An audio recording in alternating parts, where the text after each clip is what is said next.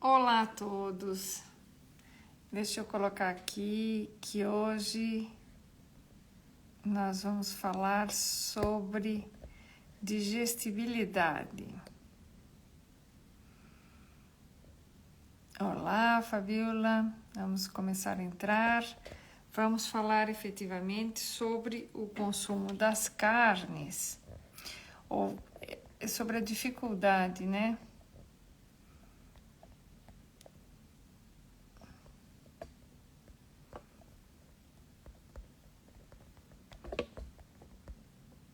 Sejam bem-vindos.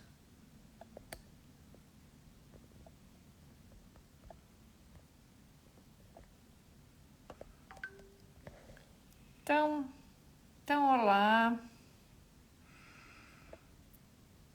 Olá. Ah, tá aqui a Anocas. Anocas, um beijinho pra ti, que ela sempre nos segue. Carla. Isso. Pronto. Nós vamos falar um pouquinho sobre o problema. Esse é um assunto. Vamos só esperar aqui que vai chegando.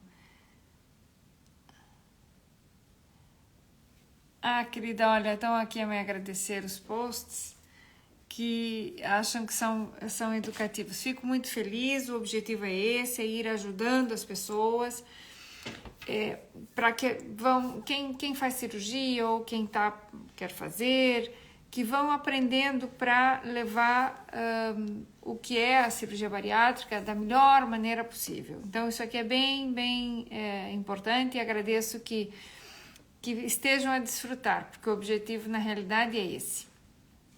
Tá bem? Então vamos aqui só comentar mais algumas coisinhas antes da gente começar efetivamente a falar do assunto, porque o assunto é bem interessante.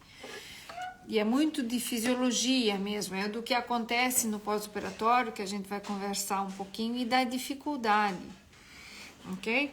Então é assim, se vocês tiverem dúvidas, que quiserem comentar, por favor aproveitem, porque esse é um espaço para a gente também conversar um pouquinho, tirar as dúvidas de vocês, que isso às vezes faz imensa diferença de poder conversar, de poder mesmo perguntar. Então aproveitem, porque esse momento também é para isso, tá bem? Aqui chegou a minha amiga aqui que está refunfunhando aqui no chão. E então o que nós vamos falar hoje é justamente um tema que todas as semanas, todas as consultas tem alguém que vem e se queixa disso, dessa situação. Não tem semana que os pacientes não venham a se queixar ou que não venham a dizer ou comentar que alguns se tornam, vão tratando de ser vegetarianos, não há nenhum problema nisso, mas não é um vegetariano por decisão, não é por condição ética ou por uma condição moral que querem ser vegetarianos por A ou por B. A condição é que não conseguem tolerar as carnes depois de ser feita a cirurgia bariátrica. Mariana, um beijinho para ti. Então, aqui é importante que a gente tenha isso bem claro, que é uma coisa muito comum no dia a dia da consulta, que o paciente se queixa que não consegue tolerar bem as carnes, que tem dificuldade para mastigar, que quando começa a comer vira um bolo na boca e não consegue terminar vamos dizer, de engolir. Então, aqui é fundamental que a gente entenda duas coisas. Primeiro, independente da cirurgia que foi feita, falando dos bariátricos, isso é uma questão que não acontece só com bariátricos, tá? Sônia, um beijinho. A Sônia, a outra Sônia também. A questão da dificuldade digestiva não é uma questão só de bariátricos. O nosso objetivo é falar um pouquinho aqui mais dos bariátricos. Por quê? Porque além de ser o público que a gente tem aqui, que a atenção é muito direcionada a eles, não é uma questão só de bariátricos, tá? Tem muitas pessoas que têm dificuldade digestiva e aí por vários motivos. Então, vamos começar a pensar assim no que não é bariátrico, tá bem? no que não é bariátrico, temos uma situação em que as pessoas muitas vezes são nervosas, são ansiosas, têm gastrite. Em geral, quem é ansioso, é nervoso, é muito irritável, tem gastrite. Por quê? Porque o estômago concentra, aumenta o cortisol, por sistema nervoso, por estar irritada, por estar angustiada, por N motivos, e eu acabo fazendo umas gastrites. Aí a primeira coisa que se faz é tratar vão no médico, vão fazer um tratamento e muitas vezes tomam os prazóis da vida, os omeprazóis, que são os inibidores da bomba que produz o ácido clorídrico dentro do estômago, dentro das paredes do estômago. Então, isso já faz levar a uma diminuição do ácido clorídrico. E o ácido clorídrico é produzido pelo estômago e é necessário para poder digerir principalmente as proteínas, a proteína da carne. Ok? Quem vai chegando agora, a gente está a falar sobre a digestão das carnes ou a dificuldade no consumo das carnes pós-cirurgia bariátrica. E estamos a falar aqui um pouco das pessoas que não são bariátricas, mas que também têm dificuldade, para deixar claro que isso é uma situação que não acontece só com o bariátrico. Em relação a essa situação de ter algumas dificuldades da digestão dessa proteína, que acontece também com as pessoas normais, ou seja, que não sejam operadas, acontece por essa questão de diminuir a produção dos ácidos. Tá incluso que há outro aspecto importante que permeia toda essa situação, que é o fator de mastigação, tá? Das carnes. Eu preciso mastigar as carnes muito bem, sendo bariátrico ou não bariátrico. E depois eu tenho que ter uma saúde, vamos dizer, do estômago na produção do ácido clorídrico e de uma substância que é produzida lá pelas células do estômago que chama pepsina, ou pepsinogênio, melhor dito. Ok? O pepsinogênio como tal, porque depois ele vai se misturar com a própria pepsina e vai formar então o pepsinogênio como tal e com o ácido clorídrico misturado vai formar esse elemento que é quem vai digerir a proteína. Então agora pensando no bariátrico, agora passamos um pouquinho para o bariátrico como aquela pessoa que fez uma cirurgia bariátrica. O que se mexe na cirurgia bariátrica? É justamente no estômago da pessoa. Então, essa produção dessas enzimas ou dessas substâncias que já são produzidas pela parede do estômago ficam diminuídas. Por quê? Porque o estômago está cortado. Além disso, logo depois da cirurgia, logo depois da cirurgia, se utiliza fazer o cuidado do omeprazol, lansoprazol, esomeprazol, esomeprazol, dos prazóis para que diminuam a produção de ácido para favorecer a cicatrização do estômago, ok? Então, tem que ser pensado que a gente tem uma fase que a gente vai responder depois da cirurgia, uma fase líquida, uma pastosa, e vai estar tudo muito trituradinho, justamente para ajudar a cicatrização, para o estômago ficar quietinho e não ficar mexendo, porque de uma forma normal, a gente, sem estar operado, a gente come um pedaço de carne, vamos pensar assim, comemos uma proteína, um pedaço de carne, e imediatamente chega dentro do estômago, vai liberar a pepsina, vai fazer com que se misture o ácido clorídrico, então, nessa união, e vai começar a mexer o estômago. Não é um liquidificador, mas é um movimento assim que destrói. Para isso acontecer, o estômago tem uma válvula na parte de baixo, tem uma na parte de cima e uma na parte de baixo. Na parte de baixo, essa válvula está fechadinha. Ela só vai abrir para passar a comida para o intestino quando chegar e ficar num pH, num conteúdo, numa quantidade de acidez adequada. Quando já está suficientemente ácido, vamos pensar assim, o pH do estômago ao redor de 4 por aí, é acidez.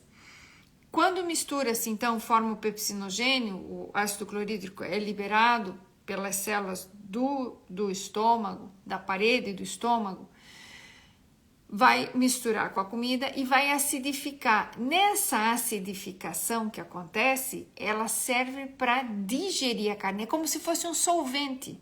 É um ácido que vai digerir a carne, ok?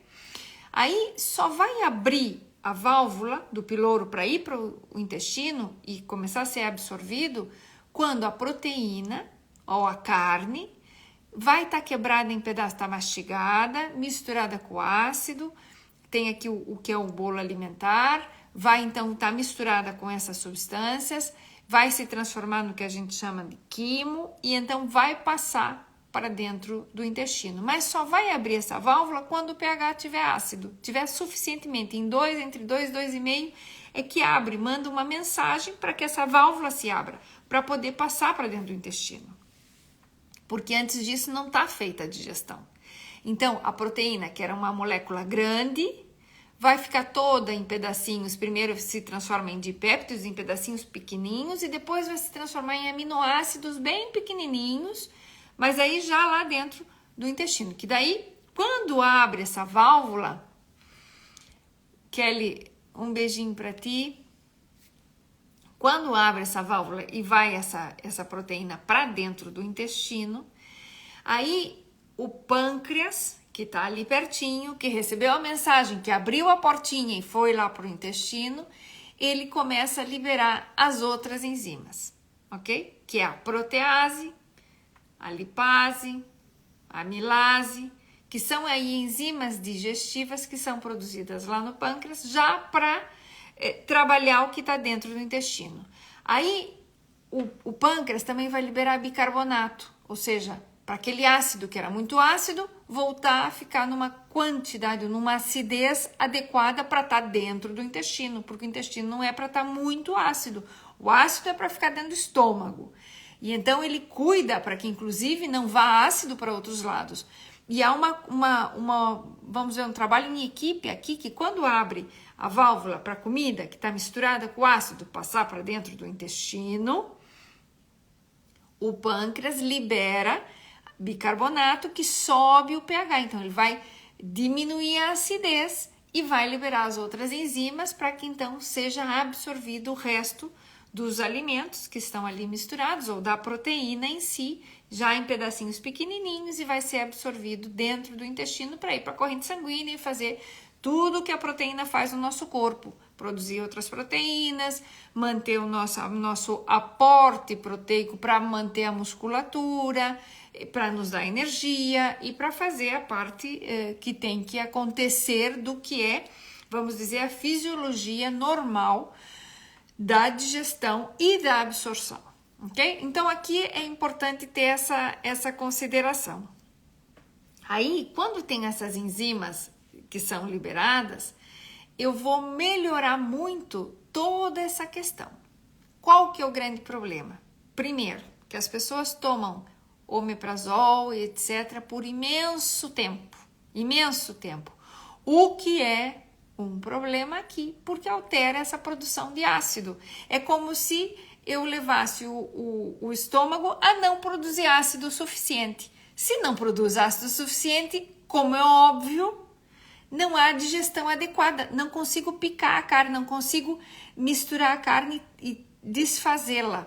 Porque o processo desse é fazer um pedaço grande, descompor ou desfazer em bloquinhos, em pedaços menores, ok? Então, eu entro num estado de hipocloridria. Hipocloridria quer dizer que hipo é menos e tem menos ácido clorídrico. Essa hipocloridria é muito normal no idoso, a pessoa com idade tem hipocloridria de forma normal, quando se toma muito medicamento, quando se toma muito antiácido, quando se toma montes de omeprazóis, e tem gente que toma omeprazol por anos seguidos a fio. Não pode ser, não façam isso. Tem gente que o médico diz, é para tomar, e a pessoa fica tomando. E nunca mais vai lá perguntar para o médico se é para parar. O omeprazol existe, é necessário quando é necessário. Quando tem que se fazer, se toma. Ponto. Ok? E no pós-operatório imediato deve ser feito para que a cicatrização do estômago aconteça de forma mais adequada. E depois vão ir deixando de tomar. Não é que agora toda a gente que está me escutando, que está tomando omeprazol, vai largar o omeprazol, vai deixar, não vai mais tomar. Não, tem que ver o período que está, tem que ver o momento que está. Mas tem gente que não é nem bariátrico e toma omeprazol de por vida. Ok? Ah, porque eu tomo isso. Não, omeprazol você vai tomar quando vai tomar, olha, teve uma lesão e tá tomando um anti-inflamatório que ataca o estômago, que dói o estômago, então pode usar por uma proteção, mas aí quem vai sempre recomendar é o médico sabe quando tem que pôr e quando tem que tomar, só que tem gente que toma e nem perguntou e continua a tomar. Essa semana chegou uma paciente que toma omeprazol há 12 anos. Não há digestão adequada com uma pessoa que toma omeprazol há 12 anos. Não há digestão. Não há forma. É como se eu passasse por uma peneira, tratar de passar por uma peneira, uma coisa muito grande, não vai passar, eu vou jogar fora. Não vou absorver essa carne. Tá vendo? Então, esse é um processo importante. A digestão, a gente sempre fala, começa na boca, tem que mastigar, usar aqui a mastigação. Depois disso, é que eu vou passando para o que tem que passar, o estômago vai fazendo o que ele tem que fazer. Então, vamos lá. O que a gente pode fazer nesses casos, ok? Se ajudar, buscar algumas ajudas.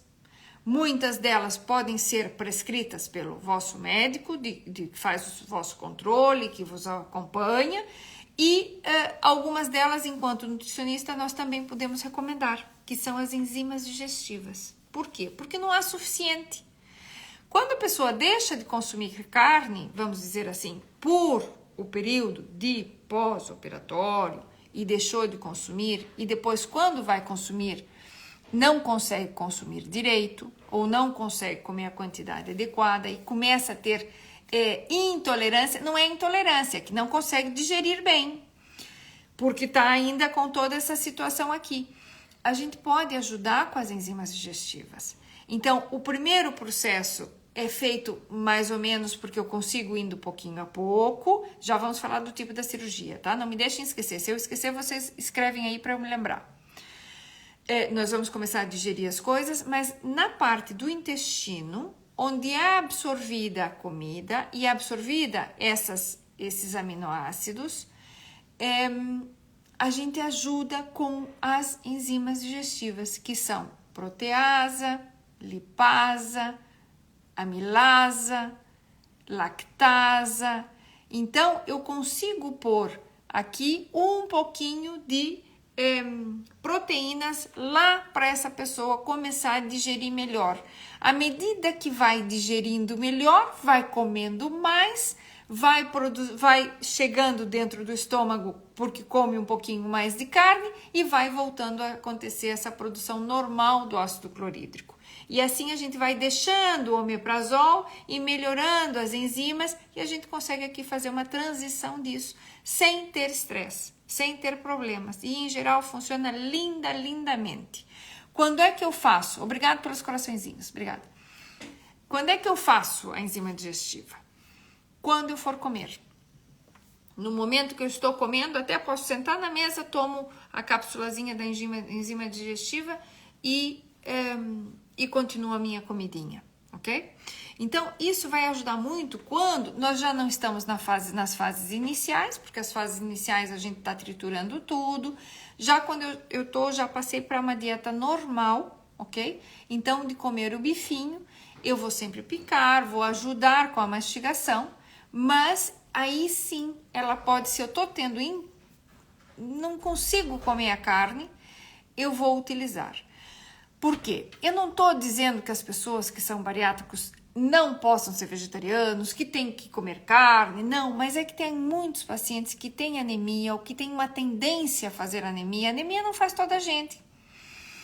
Quando há uma tendência de fazer anemias, que já há anemias aqui até de fora, vamos dizer, genético, ou quando há realmente uma incapacidade de digerir adequadamente os alimentos, ou porque eu tenho deficiências, inclusive de B12, de B5, de ácido fólico, então aí realmente eu vou precisar melhorar essa condição, vale a pena utilizar as enzimas digestivas num processo até anterior. E por isso não deixar de comer a carne, ok? A carne, a quantidade é pequena, e quando me refiro à carne, isso acontece sobretudo com carnes vermelhas, com carnes brancas, mas, ou seja, aves, frango e peru e a carne vermelha. A carne do peixe é muito mais tolerada. Por quê? Porque a proteína do peixe, ele tem menos colagênio, ele tem uma proteína mais suave e se digere melhor. Tanto é que a maior parte, podia lhes dizer que eu acho que 85% dos bariátricos comem muito mais peixe do que carne, ok? Por quê? Não é que a pessoa gostava do peixe e adora peixe, muitas vezes é porque é aquela que consegue comer bem. Como o tecido, o colágeno do peixe é mais suave, o tecido conjuntivo do peixe é mais suave, consegue digerir muito melhor. Eu não preciso de tanta enzima para poder digerir a carne, ok? A carne do peixe. Então, eu consigo realmente ter um aporte proteico, tá bem? Muito bem. Proteína. A proteína do peixe e a proteína da carne é similar. A carne vermelha tem mais proteína por grama de peixe. Vamos dizer 20 para 17, ok? 19 para 17, dependendo da carne. Se é carne de borrego, ou carne de cordeiro, ou carne de cabrito, ou o peixe nos diferentes tipos de peixe, ok? Peixe que a gente está falando, também vamos aqui pensar no polvo, em alguns moluscos como o polvo, a lula, o choco, tá bem? Então, tem aqui um tecido um pouquinho diferente, é mais rígido, mas não quer dizer que seja mais difícil de ser digerido, tá bom? Desde que seja muito bem mastigado. Então, aqui é importante a gente ter essa consideração, de ter esse cuidado, porque o que eu preciso fazer? Eu preciso ter essa mistura adequada aqui para a gente poder efetivamente digerir essa carne.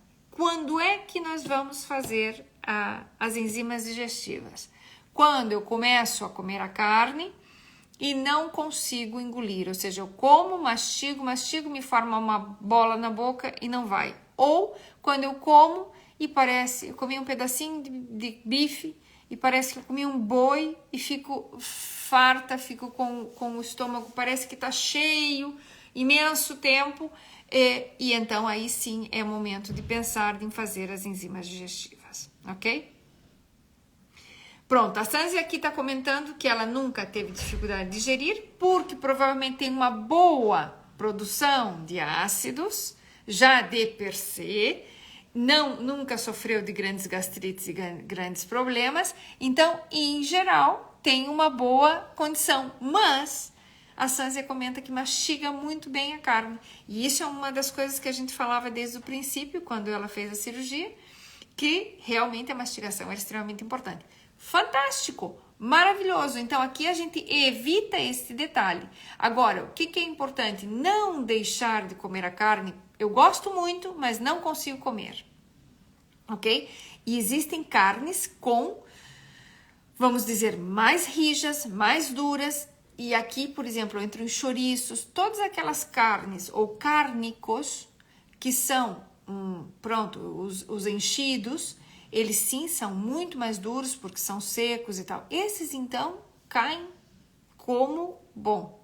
caem pesado como uma bomba dentro do estômago, porque aí eu tenho mais dificuldade de digerir, tenho mais gordura misturada e fica pior, ok? Então, outra coisa que aqui é importante a gente entender. Quando eu estou iniciando o processo das carnes, a gente deveria ir aumentando de pouco a pouco, ok? Tanto a carne pode ser cozida, pode ser estufada, pode ser assada, não há nenhum problema. Mas aquelas partes que ficam mais secas, a proteína está muito desnaturada. A carne não deve ser muito passada. Esse é outro detalhe, outro segredo aqui importante. Então, se eu vou fazer um bifinho, frigideira quente, um pouquinho de azeite mínimo para não grudar, se é uma antiaderente, quente, bifinho de um lado, de outro lado, vermelhinho, ok? Não tem que estar vermelho super crua, mas pouco feita, ok? De termo médio, que é o considerado termo médio, para cima, fica branca a carne, né? Ou seja, fica cinzenta, fica com aquela cor de carne que está mais passada. Essa carne mais passada já está mais desnaturada esta proteína, já tem mais dificuldade digestiva. Portanto, as casquinhas, aquelas coisinhas mais douradinhas, que ficam até um pouquinho mais secas, mais rijas, tem gente que gosta muito, tem mais dificuldade. Portanto, vamos tratar de que na carne buscar esse detalhe de que seja uma carnezinha assim um pouco mais suave e aqui vale para carne de porco também, que eu esqueci de falar. Porco é carne vermelha, considerada igual à vaca, tem um processo digestivo basicamente igual. As carnes brancas, as aves, peru e frango é muito similar, conteúdo proteico um pouquinho menos, vamos dizer assim, para ter ideia, tá? Generalizando aqui em todos os cortes. Os cortes das carnes têm teores de proteína ligeiramente diferentes, mas a gente faz aqui um varemos, uma média, carne de vaca 20 gramas por 100 gramas de carne, ou seja, um bife de 100 gramas tem 20 gramas de proteína, ok? Porco mais ou menos igual, se a gente pensa em peru e frango mais ou menos os 19, e se a gente pensa nos peixes, entre 17 e 18, nos peixes, ok? Outra coisa, que aí já passando para os peixes, que as pessoas têm dificuldade. O ditoso e famoso, e é delicioso, e procurado bacalhau, ok?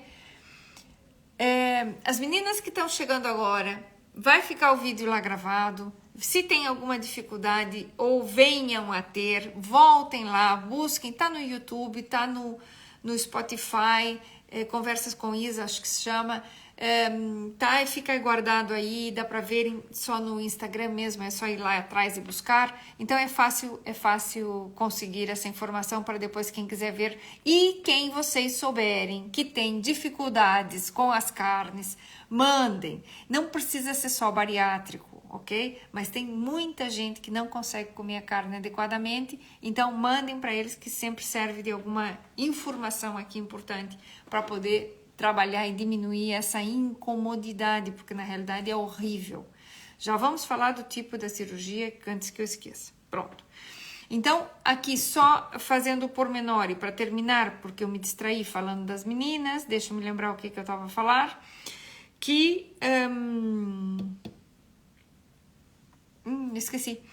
Pronto, nós estávamos a conversar um pouquinho sobre a situação. Pronto, aqui vamos aqui dar continuidade, porque a Sância está comentando que a filha tinha dificuldade com as carnes e ela fez as enzimas e ajudaram demais. Então é isso mesmo, ou seja, é isso mesmo. Pronto, minha querida, ótimo, bacalhau. Aqui chegou o Vitor, que é nosso companheiro aqui de viagem, que está sempre aqui nos acompanhando. Bacalhau. O amado, querido, queridinho, desejado, e quando vão comer, aquilo faz uma bola na boca, vem para um lado, vai para o outro, vem para um lado, vem para o outro, vem para um lado, vai para o outro e acaba indo fora. O bacalhau, ele tem uma proteína firme, tem uma carne firme, é mais seca, ou seja, foi uma carne. Estamos a falar aqui, tem dois tipos de bacalhau. O bacalhau que usualmente se come é um bacalhau seco, ou seja, que ele foi pescado, foi salgado e foi colocado a secar. Não estou a falar de bacalhau fresco.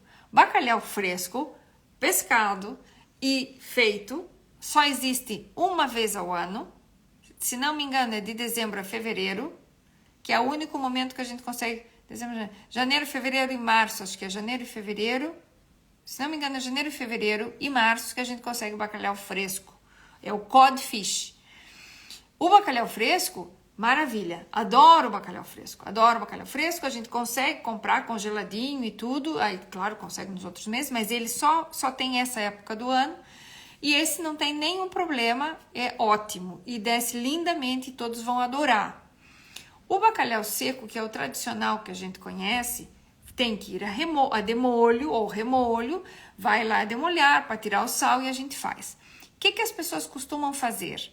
Cozê-lo, quanto mais cozido, mais seco fica, mais indigesto fica, ok? Assado tem que assar e pôr azeite o suficiente, ele não fica absorvendo todo o azeite é necessário quando está sendo assado, tem 1000 formas de fazer bacalhau, né? Mas uma delas, que é as mais simples, pronto, assadinho, com o azeite, põe bastante alho, fica maravilhoso, delicioso, mas busquem comer a partezinha do centro. Se eu ponho um lombinho de bacalhau, que é o típico que se faz, eu ponho a parte do centro, não comer a casca que estava de acordo com o calor, que a gente já falou, por isso que fica até mais douradinha, que todas as pessoas adoram e tal, fica muito mais dura essa proteína, muito mais seca e desnaturada. Então, vamos comer do centrinho, que fica cremosinho, que fica aquela postinha deliciosa. Então, essa é a melhor forma de ser consumido, não cai mal, consegue comer e comer bem. As pessoas que fazem cozido não pode cozinhar muito.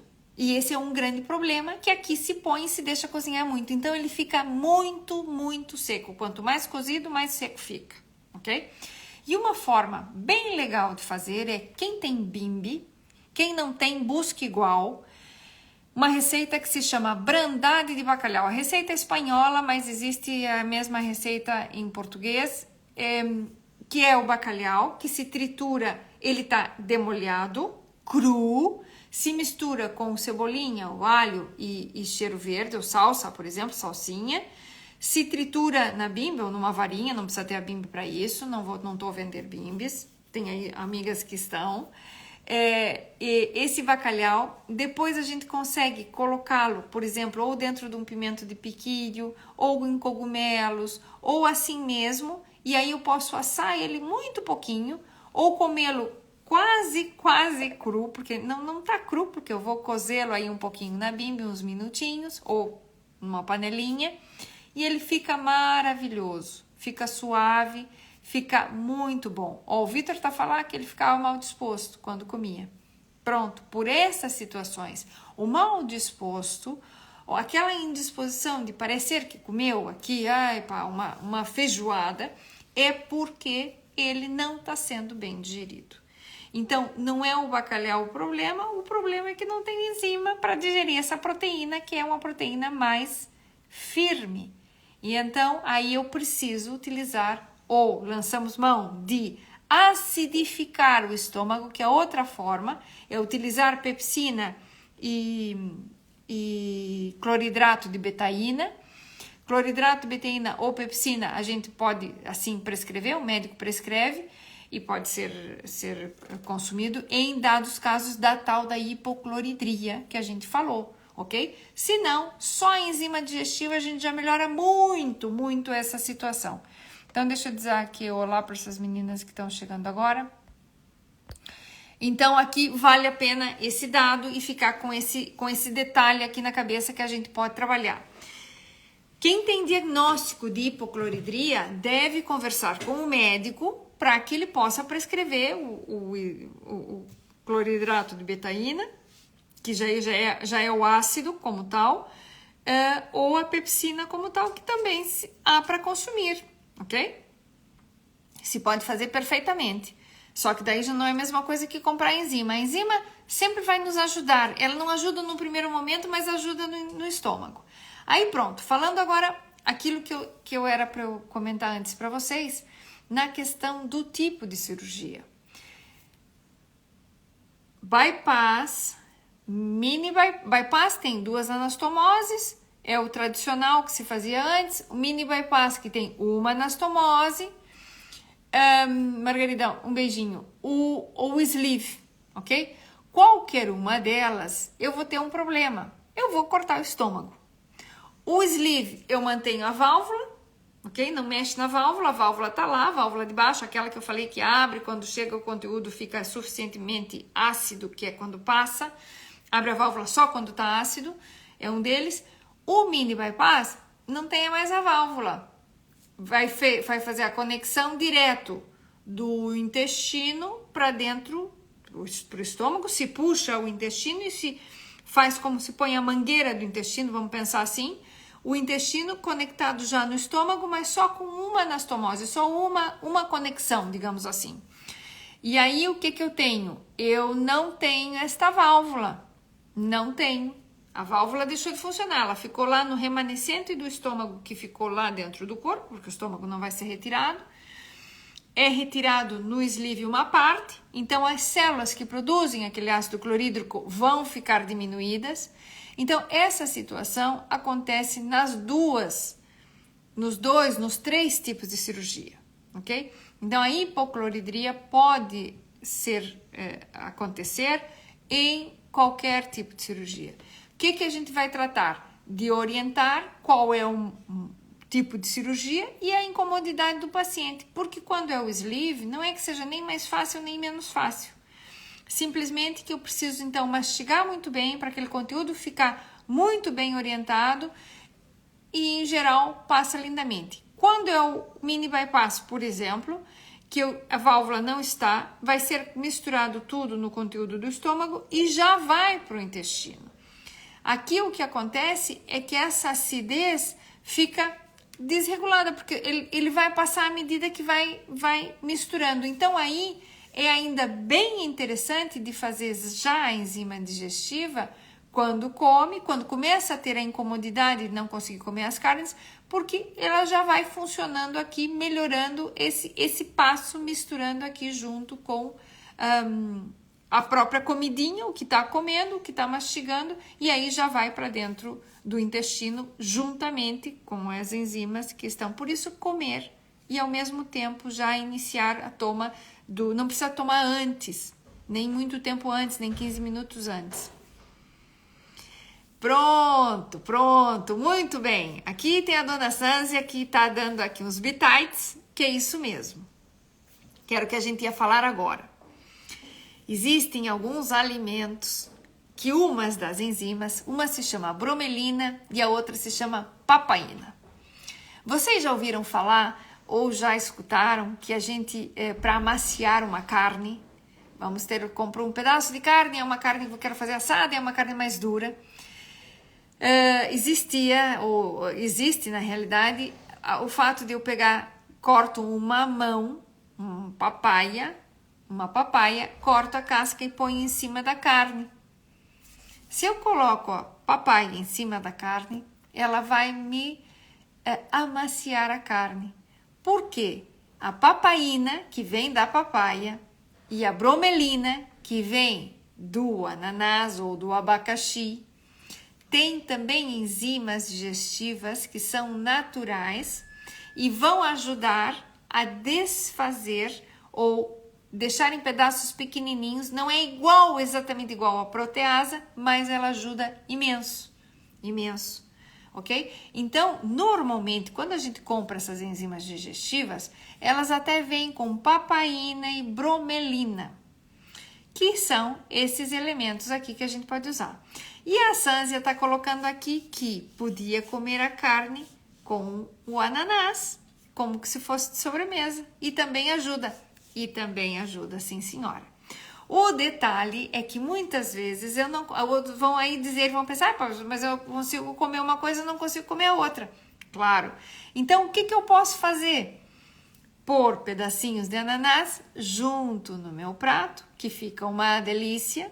Tanto é que nas churrascarias brasileiras se vende o ananás, ou seja, se serve, melhor dito, né? Faço lá a carne que é feita, picanha ou whatever, qualquer tipo de carne, e tem sempre um ananás que eles também fazem na brasa e vão depois cortando no prato da pessoa.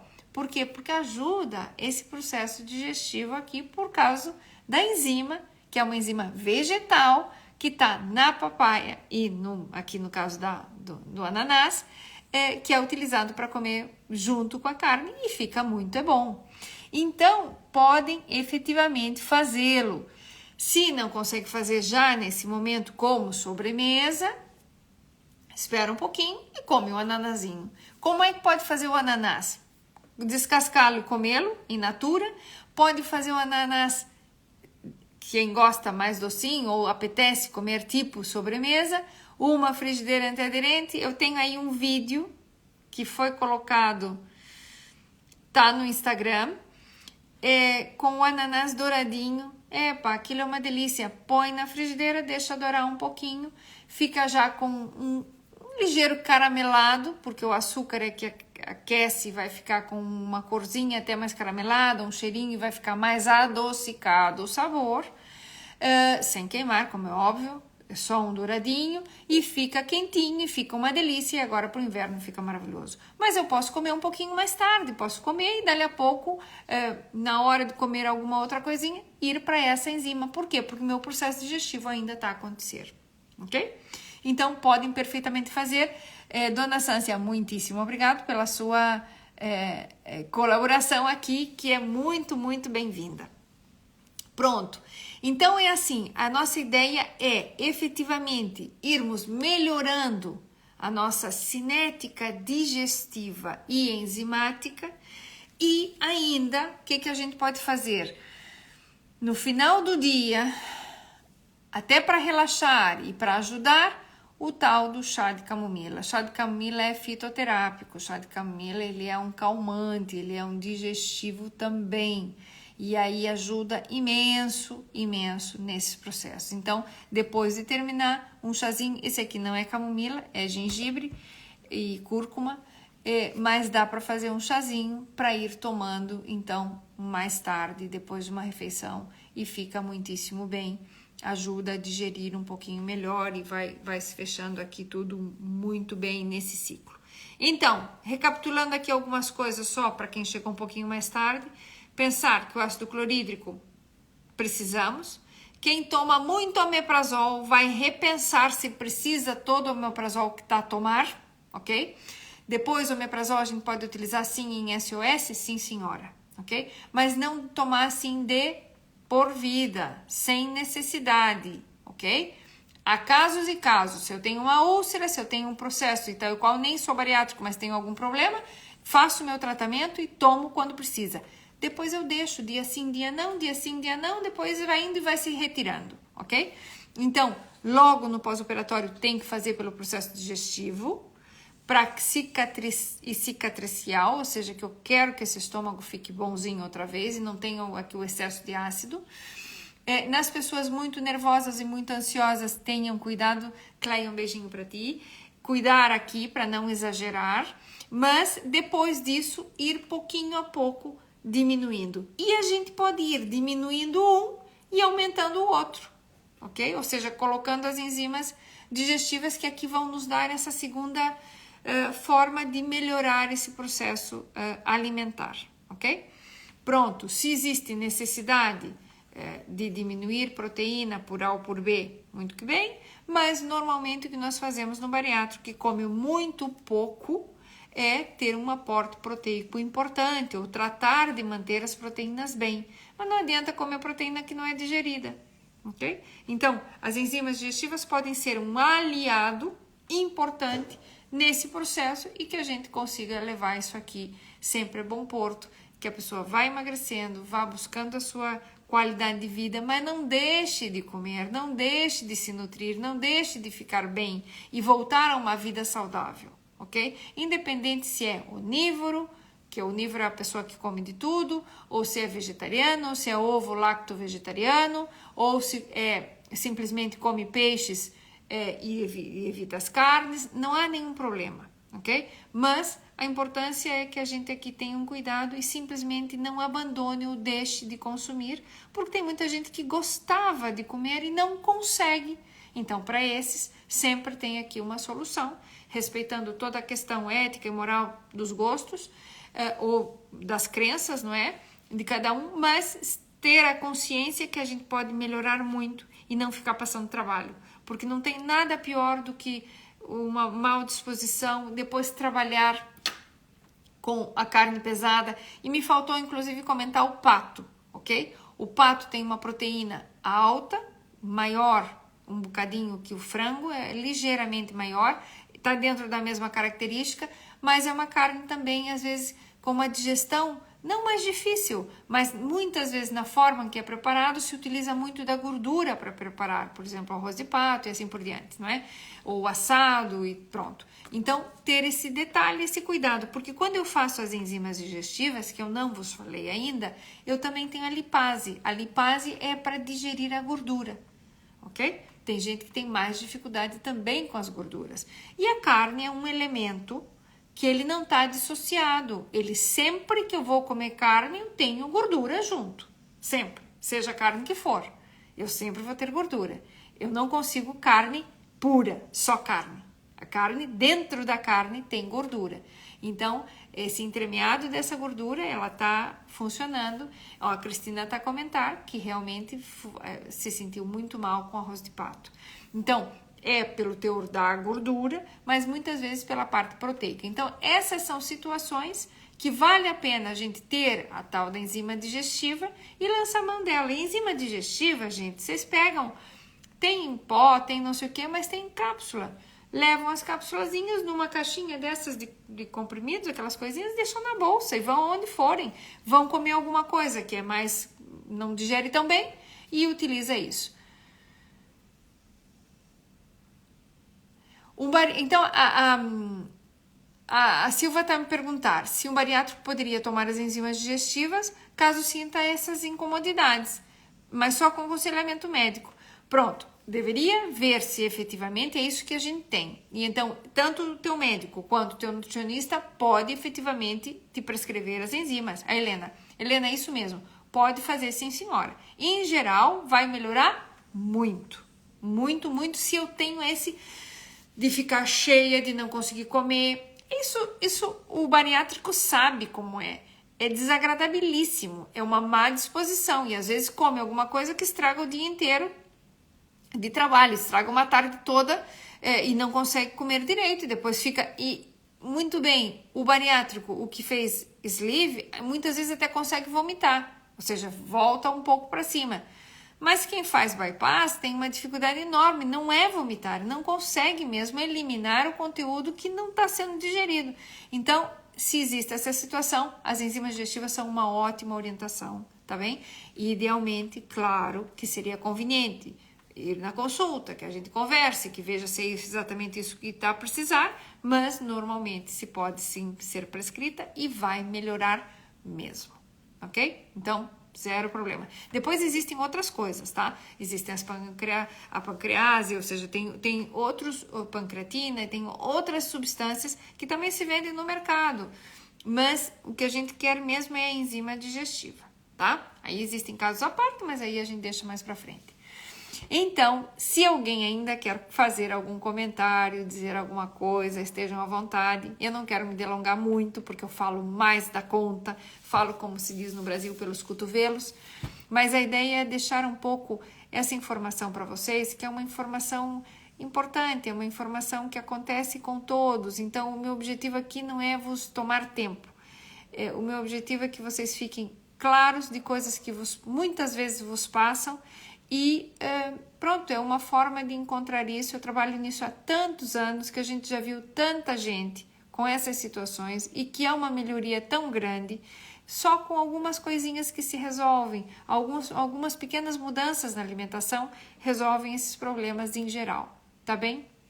Ah, querida, aqui a Sanzia me dizendo umas coisinhas boas. Então, olha, vou dormir contente. O meu objetivo é esse, é um grãozinho de arroz que a gente faz. Ah, muito bem, então, falo pelos cotovelos mesmo, me sai assim por aqui, mas o objetivo sempre mesmo é ajudar, é dar uma palavra a mais, porque às vezes o que se percebe? Que cada vez as consultas são assim, no médico você vai em 15 minutos, fala o que tem que falar, o médico nem te diz nada, vai escrevendo e mandando o remédio para você tomar e você nem sabe por que está tomando. Então não esqueçam de perguntar quanto tempo que tem que fazer o omeprazol, quando é que pode deixar de fazer omeprazol, ok? Se existe queixa, porque tem gente que toma, já não precisa mais fazer omeprazol. E desculpe lá, que isso eu digo para quem quiser. Não se toma omeprazol de por vida. Salvo raras exceções. Tem que se deixar de tomar, ok? Então, vamos perguntar ao vosso médico. O que eu estou fazendo aqui é 1 hora da minha semana que eu faço com todo carinho, que faço com todo amor, porque meu pai era médico, meu irmão é médico, eu não quis ser médica para ser nutricionista. Talvez ganhasse muito mais financeiramente sendo médica, mas eu via meu pai trabalhar tanto e trabalho tanto, mas meu pai ajudava muita gente nesse sentido, ou seja, ia de encontro às coisas boas. E esse grãozinho de arroz é só uma coisinha, mas às vezes faz uma diferença enorme, enorme para as pessoas que às vezes vão em outras colegas, e não há nenhum problema, toda a gente tem liberdade, mas às vezes vão ao médico e o médico não explica. Vão ao médico e o médico não diz nada. Então, essa situação aqui é para a gente conversar um pouquinho, dizer coisinhas para vocês que pode vos fazer uma diferença no dia a dia. Por quê? Porque eu trabalho com isso há muito tempo. Então, pouco a pouco, a gente pode sempre auxiliar de uma forma totalmente gratuita, isso é que não custa. O meu tempo eu dedico porque eu quero e me sinto feliz assim. E pronto, é chegar um pouquinho mais longe.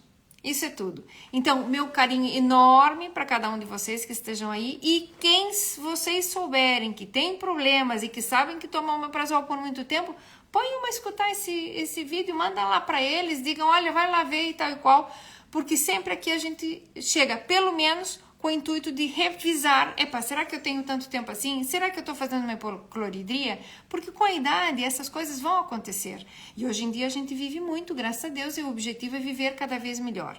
Então, olha, um beijo enorme para todos. Fiquem bem, fiquem com Deus. Na semana que vem temos já coisas organizadas para vocês. E esse é o objetivo. Ok? Então, um beijinho grande para todos, cuidem-se e vamos aqui na sequência falando cada vez mais. Isa, ficou o vídeo gravado, a Isa tá chegando agora, que também sempre nos acompanha. Se quiser ver com a questão do estômago e gastrites e carnes e de má digestão, etc., fica aí o vídeo. Meu carinho para todos, que tenham uma boa noite, um bom descanso e Deus abençoe a todos vocês. Deusinho, tchau, tchau.